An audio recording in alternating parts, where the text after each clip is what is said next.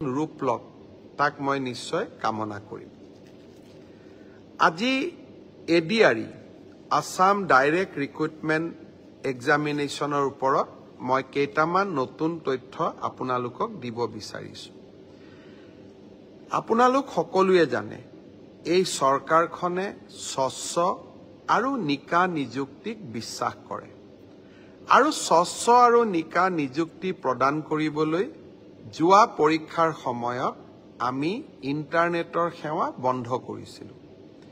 কংগ্ৰেছ দলে যথাৰীতি মোক সমালোচনা কৰিলে, কিন্তু আজি ঝাৰখণ্ডত কংগ্ৰেছ দলৰ চৰকাৰে তাতে আজি হোৱা এনেকুৱা ধৰণৰ ৰিক্ৰুটমেণ্ট পৰীক্ষাত ইণ্টাৰনেট বন্ধ কৰিবলৈ সিদ্ধান্ত লয়।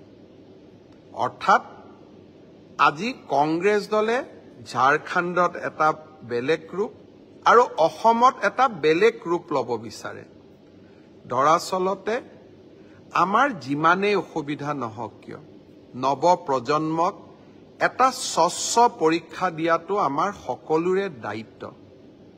বছৰত এটা দিনত 2 ঘণ্টা 3 ঘণ্টা সময় ইণ্টাৰনেট সেৱা বন্ধ থাকিও আমি যদি 11 লাখ পৰীক্ষাৰ্থীক আত্মবিশ্বাস দিব পাৰোঁ যে সমাজে আপোনালোকৰ কাৰণে চিন্তা কৰে, সমাজে এটা স্বচ্ছ পৰীক্ষাত বিশ্বাস কৰে, তাতকৈ আৰু ডাঙৰ কথা কি হ'ব পাৰে। মই কংগ্ৰেছ দলক আজিৰ দিনটোত আহ্বান জনাম যে ঝাৰখণ্ডত কংগ্ৰেছে লোৱা সিদ্ধান্তটোক আপোনালোকে অসমত বিৰোধিতা নকৰিব। সকলো ষ্টেটতে বেলেগ বেলেগ ৰূপ লোৱাটো উচিত নহয়। ভাল কথা ইউজুৱেলি তেওঁলোকে নুশুনে, কিন্তু মই ভাবো যে অলপ অলপ ৰাইজৰ মনৰ কথা তেওঁলোকে বুজিবলৈ চেষ্টা কৰিব। মই স্বচ্ছতাৰ কথা কৈছিলো, আজি মই স্বচ্ছতাক আৰু এখোপ আগুৱাই লৈ যাব খুজিছো। তৃতীয় বৰ্গৰ এডিআৰই পৰীক্ষা সমাপ্ত হ'ল। এতিয়া মই এটা নতুন কথা ক'ব খুজিছো। 27 তাৰিখে সেৱাক আপোনালোকে আবেদন কৰিব পাৰিব মাত্ৰ 50 টকা দি, যে আপোনালোকে যিখন OMR চিট লিখিছিলে সেই OMR চিটৰ এটা ফটোকপি আপোনালোকক লাগে বুলি।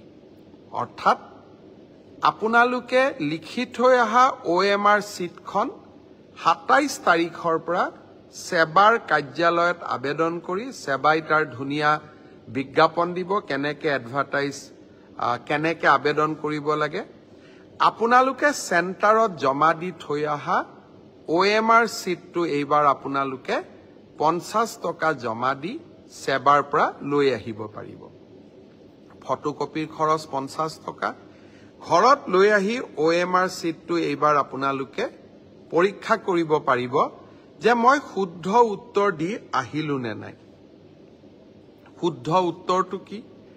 28 তাৰিখে আমি এনসাৰ কিটো সেৱাৰ ৱেবছাইটত আমি প্ৰকাশ কৰিম।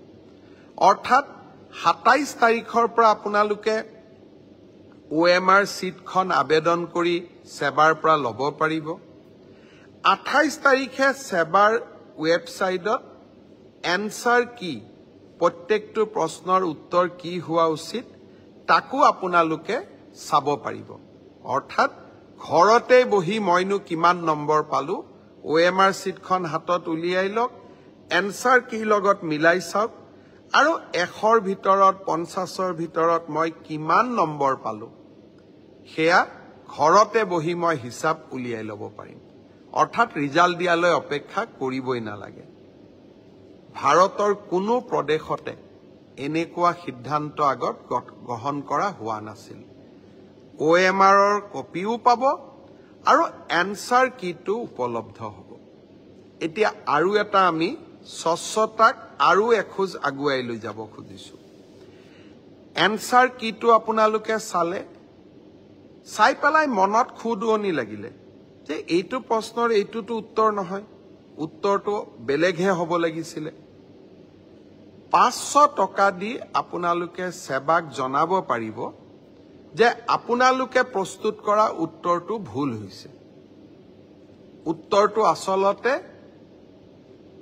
পঞ্চপাণ্ডৱৰ তৃতীয়জন সন্তান ভীম নহয় অৰ্জুন। সেবাই ভীম বুলি এনসাৰ কিট লিখিলে। আপোনালোকে শুদ্ধ কৰি দিলে সেবাক যে আপোনালোকৰ এনসাৰ কিটো ভুল। আচলতে পঞ্চপাণ্ডৱৰ তৃতীয়জন অৰ্জুন। অৰ্থাৎ আপোনালোকে সেবাক এটা ভুল শুধৰাই দিলে। তৎকালীনভাৱে সেই 500 টকাটো আপোনালোকে উভতাই পাব। 500 টকাটো আমি এই কাৰণেই ফিজ লৈছো, নহলে সকলোৱে এনসাৰ কিটো ভুল বুলি হাৰাশাস্তি কৰাৰ ৰাস্তাও ল'ব পাৰে। যাতে হাৰাশাস্তি কৰাৰ ৰাস্তা নলয় সেইবাবে আমি এটা 500 টকা ল'ম। কিন্তু যদি আপোনালোকৰ পৰামৰ্শ শুদ্ধ হয় আমি সেই 500 টকাটো উভতাই দিম। অৰ্থাৎ আজি মই স্বচ্ছতাৰ দিশত তিনিটা কথা ক'লো। অহা 27 তাৰিখৰ পৰা স্বচ্ছ পৰীক্ষাৰ ক্ষেত্ৰত মই তিনিটা নতুন সিদ্ধান্ত আজি মই ঘোষণা কৰিলো। এটা হ'ল যে আপোনালোকে OMR সিটটো যিটো সিটত আপোনালোকে আনসাৰ কৰি আহিছে তাৰ ফটোকপিটো অহা 27 তাৰিখৰ পৰা আপোনালোকে সংগ্ৰহ কৰিব পাৰিব সেবাৰ কাৰ্যালয়ৰ পৰা। তাৰ প্ৰচিডিউৰটো বিজ্ঞাপনত আহিব। 50 টকা দি আবেদন কৰিব লাগিব। 50 টকাও ফটোষ্টেটৰ খৰচ। দ্বিতীয়তে 28 তাৰিখে আপোনালোকে এনসাৰ কিটো পাব, যাতে OMR আৰু এনসাৰ সিটটো মিলাব পাৰে। আৰু এনসাৰ কিটোত যদি আপোনালোকে কিবা ভুল দেখে সেইটো আপোনালোকে সেবাক জনাব পাৰিব 500 টকা দি।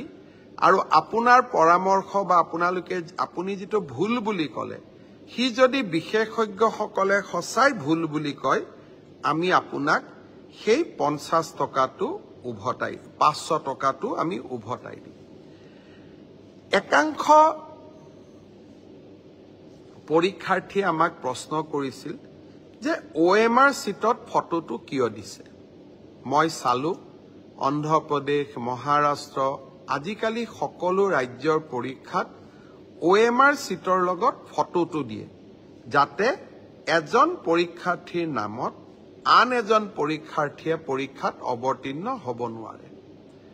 আজি মই সেবাৰ বিষয়াসকলৰ লগত কথা পাতিছিলো।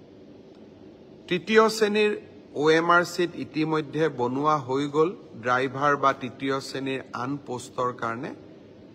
আপোনালোকৰ মনোভাৱক, কাৰণ বহুতে কৈছিল যে আমাৰ আইডেন্টিটিটো ৰিভিল হ'ব পাৰে। আপোনালোকে কোৱা কথাটো নিশ্চয় কিছু মেৰিট আছে।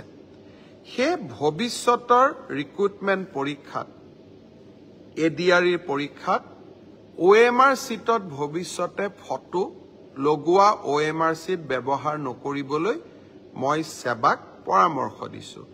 তেওঁলোকে মোক কৈছে যে স্যাৰ 29 তাৰিখৰ পৰীক্ষাত এয়া সম্ভৱ নহ'ব।